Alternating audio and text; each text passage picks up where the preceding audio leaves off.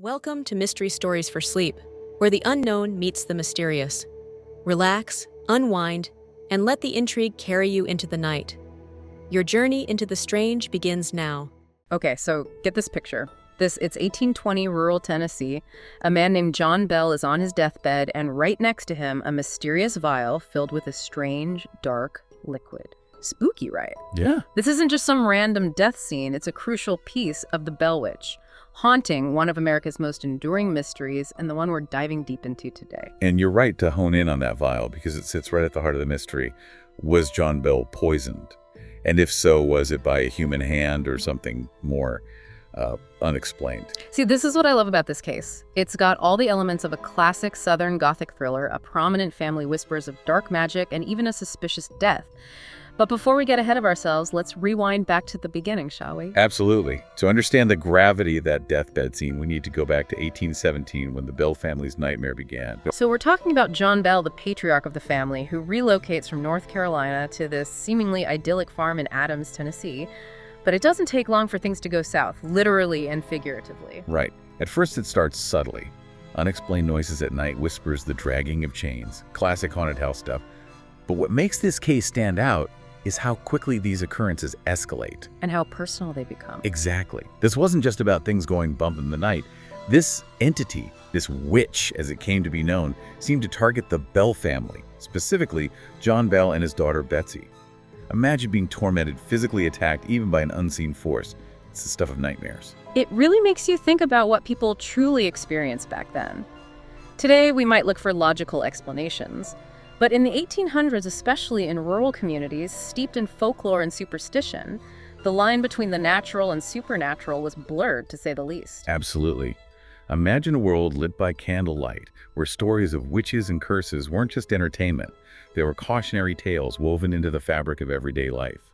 In that context, the events at the Bell Farm wouldn't have just been unsettling, they would have been terrifying. Okay, so we've got a haunted house, a prominent family, and a healthy dose of 19th century superstition. Now let's talk about the prime suspect in all of this, Kate Batts. Kate Batts. She's practically a legend in her own right, inextricably linked to the Bell Witch story. And her story adds another layer of intrigue to this whole thing, because she wasn't just some random entity, she was a real person, a neighbor of the Bells, who many believed was the source of their torment. Right. And not just any neighbor. She was known for her eccentricities, her sharp tongue, and some would say a penchant for the occult. Some even whispered that she practiced witchcraft. It's crucial to remember the social dynamics of the time. In a tight-knit rural community, reputation was everything. And a woman like Kate Batts, who defied social norms and was rumored to dabble in things some considered unnatural, would have been an easy target for suspicion and fear. Especially when those whispers of witchcraft coincided with the Bell family's terrifying experiences. It's almost too eerie to ignore the possibility of a connection. Exactly. And what makes it even more unsettling is that the entity, this unseen force tormenting the Bells, was said to have a voice that some claimed occasionally identified itself as Kate. Hold on, are you serious? The spirit actually called itself Kate. That sends chills down my spine. Talk about fueling the fire of suspicion. Okay, so we have a haunting, a mysterious entity, and now a possible suspect with a name and a motive. This is where things get really interesting for me. Tell me more about this Kate Batts character. Well, the stories about Kate vary depending on who you ask.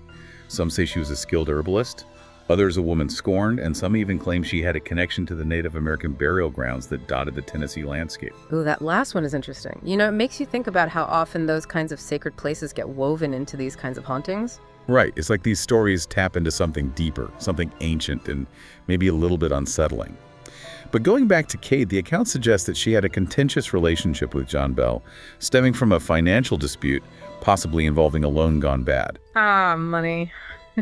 Always a recipe for trouble. So we have a potential motive. What happened next? Well, here's where history and folklore get a little blurry. As the story goes, when strange events began to plague the Bell family, many townsfolk pointed the finger directly at Kate, whispering that she had cursed the family in retaliation for the dispute. It makes you wonder about the power of suggestion, right? In a time and place where belief in the supernatural was so prevalent, could the mere accusation of witchcraft have contributed to the escalating events at the Bell Farm? That's a great question. It's certainly possible that the fear and suspicion surrounding Kate Batts fuel the fire, so to speak. Fear, after all, can be a powerful catalyst. However, it's also essential to look at the historical context of witchcraft accusations, especially towards women. What do you mean? Well, throughout history, women, particularly those who were different, independent, or who challenged social norms, were often accused of witchcraft. Think about the Salem witch trials, for instance. These accusations often stem from fear, misunderstanding, or even just a desire to control or punish someone who didn't fit in. So in a way, Kate Batts, whether she was truly involved in the supernatural or not, could have been an easy scapegoat for the unexplainable events happening at the Bell Farm. Precisely. She becomes a kind of cautionary tale, a symbol of the dangers of defying societal expectations, especially in a time when those boundaries were rarely crossed. Wow. That adds a whole other layer of complexity to this story. But let's talk about the haunting itself. We've got whispers, physical attacks, even this entity calling itself Kate sometimes. But if we're really going to dissect this, we also have to consider other possible explanations. What about the idea of mass hysteria?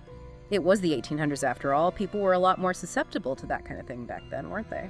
That's a great point. Mass hysteria, also known as mass psychogenic illness, is a fascinating phenomenon where a group of people, often under stress or in a heightened emotional state, start to experience similar physical or psychological symptoms. Think about the dancing plagues of the Middle Ages or even modern-day cases of mass fainting spells. So you're saying it's possible that the Bell family, living under the immense pressure and fear of this haunting, could have, in a way, influenced others to experience similar things? Exactly. Imagine the power of suggestion, especially in a small, isolated community. If the Bells, respected members of their town, were claiming to experience something terrifying and inexplicable, it's not hard to imagine that fear spreading to their neighbors, their friends, even visitors. That makes sense, but what about the sheer number of people who claim to have witnessed something at the Bell Farm? We're not just talking about the immediate family here, we're talking about neighbors, visitors, even as legend has it, a future president. That's a lot of people to fall under the spell of mass hysteria, don't you think? Yeah, that's a good point. It really is a lot of people. So are we leaning more towards like a real haunting then? Well, it's tough to say for sure. I mean, that's the thing about the Bell Witch case, right? It's like, it defies easy explanations. You have these elements that could point to mass hysteria, sure, but then you have all these credible independent accounts. Yeah. It's really hard to just dismiss it all. Okay, so if we're not fully convinced by the mass hysteria thing and we're keeping an open mind about Kate Batts, what other possibilities are we left with? I mean, we haven't really talked about how the entity was said to be physically aggressive, even going so far as to threaten John Bell's life. And tragically, it seems that threat wasn't an empty one. John Bell's sudden decline in health and his eventual death in 1820, those remain some of the most unsettling aspects of this whole case. Like, to think that some unseen force could have that kind of impact on someone's well-being, it's really chilling. It's a chilling thought for sure. And you mentioned that mysterious vial found by John Bell's bedside. Do we know anything more about that? Was there actually poison in it? It's frustrating. The contents of that vial, they remain a mystery to this day. Some accounts claim it was analyzed, like they found traces of a common poison from that time period, which, that hints at maybe a more earthly explanation for his death. So maybe someone did poison him. It's possible, right? But here's the thing. Other accounts say that vial, it completely vanished before it could ever be properly examined, which, adds another layer to this whole crazy story. Classic Bell Witch, right? Always leaving us with more questions. But even if John Bell's death is ultimately unsolved, the entity, at least if we believe the legend, had something to say about it, right? Oh, absolutely. Yeah. The entity, it wasted no time in claiming responsibility for his death. Yeah. It was like this act of righteous revenge almost. See, that's what gets me, right? This isn't just about spooky whispers and things moving in the night. This entity, it's portrayed as having this twisted sense of justice, this desire to not just mess with them, but to actually punish them. That's a whole other level of creepy. Totally. It really makes you think about the darker side of the supernatural. The idea that there are these forces out there that aren't just content with haunting our dreams, but can actually reach out and affect our physical reality. It's a scary thought. It is. So what happened after John Bell died? Did the entity just disappear? Was that the end of it? For a while, it seemed like it. The family had a little bit of peace. But, local legend says that the Bell Witch wasn't quite finished with them yet. 7 years later, the entity reappears, and this time it seems to set its sights on John Bell Jr. Oh no, you're kidding. So even after all that, even after John Bell Sr. dies, it comes back. It's like a nightmare you can't escape. That's one way to put it. Oh. Luckily, though, this time around it wasn't as intense. The activity eventually died down and the entity disappeared again. And as far as we know, it hasn't been back since. But still, it leaves you thinking, right? It really does. So, I mean, where does this leave us? Centuries later, and people are still talking about the Bell Witch. Why do you think the story continues to fascinate and even frighten people? I think it's because deep down, it taps into something very primal in us. Those fears of the unknown, the things that go bump in the night. It makes you wonder, what if? What if there really are things out there, things we can't see or explain, that can hurt us? It's a story that stays with you. Well said. That's the power of a good mystery, right? Especially one that deals with the supernatural. It leaves you with questions, makes you wonder, and maybe makes you listen a little closer to those creaky noises in your house at night. That's right. Well, that about wraps up our deep dive into the Bell Witch haunting. Listeners, we want to know what you think. Vengeful spirit, mass hysteria, something else entirely? Let us know. And until next time, sleep tight and don't let the witch bite.